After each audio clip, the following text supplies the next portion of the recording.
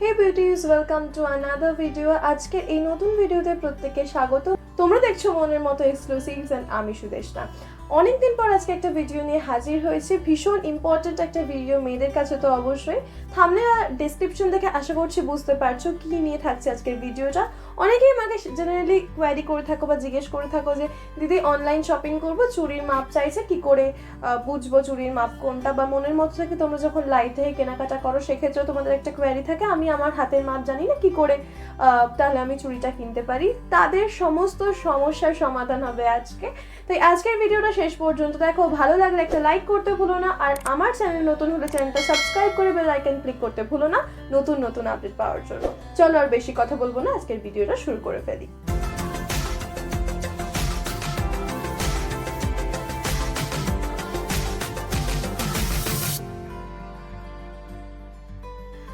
আজকে যে আমি পদ্ধতিটা শেখাবো সেটা হচ্ছে নর্মাল ব্যাঙ্গল বা এই ধরনের বালা মাপার পদ্ধতি। সেটা আমি যেটা দিয়ে মেজারমেন্ট করব সেটা হচ্ছে স্কেল।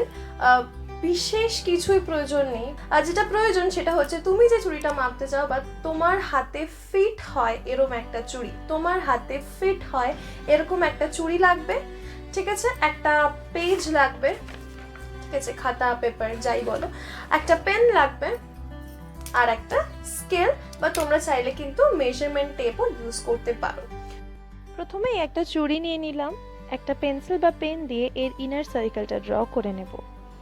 এরপর একটা স্কেল বা মেজারমেন্ট টেপ নেব, ঠিক চোখের আন্দাজে মাঝ বরাবর একটা লাইন ড্র করে নেব। এরপর যেটা করতে হবে, এর ব্যাস বা ডায়ামিটারটা মাপতে হবে। 0 সেন্টিমিটার থেকে মাপবো আমি, দেখা গেল ওটা 6 সেন্টিমিটার হচ্ছে, অর্থাৎ এটার সাইজ 2.6। এরপর আরও একটা ব্যাঙ্গেলস নিয়ে নিচ্ছি বোঝার সুবিধার্থে। আবার ঠিক আগের মতোই এর ইনার সার্কেলটা ড্র করে নিলাম। আবারও একটা স্কেল দিয়ে ঠিক মাঝ বরাবর একটা লাইন টানলাম। এবারে কিন্তু এর ডায়ামিটার বা ব্যাসটা মাপবার চেষ্টা করব। অলমোস্ট কিন্তু এর ব্যাসটা হয়েছে 5.6 সেন্টিমিটার মতন, আগেরটা হয়েছিল 6 সেন্টিমিটার, তবে এইটার কিন্তু মাপ হলো 2.4। তাই প্রথম চুড়িটার মাপ পেলাম আমরা 26 সাইজ বা 2.6, দ্বিতীয় যে চুড়িটা মাপলাম সেটার সাইজ পেয়ে গেলাম কিন্তু 2.4 বা 24 সাইজ। বোঝার সুবিধার্থে আমি চারটা দিয়ে দিয়েছি, তোমরা এটা দেখতে পারো, এখানে কিন্তু সমস্তটা লেখা আছে। ফুল মেজারমেন্ট চার্টটা আমি ভিডিও শেষে দিয়ে রাখবো, তোমরা চাইলে একটা স্ক্রিনশট নিয়ে রাখতে পারো, যখন তোমরা নিজেদের হাতে সাইজ মাপবে তখন কিন্তু অনেক সুবিধা হতে পারে। আজকের এই ভিডিওটা কেমন লাগলো কমেন্ট সেকশনে জানাতে ভুলো না, আর এরপরে কি ধরনের ভিডিও চাও সেটাও কিন্তু আমাদের কমেন্ট সেকশনে জানাতে ভুলো না।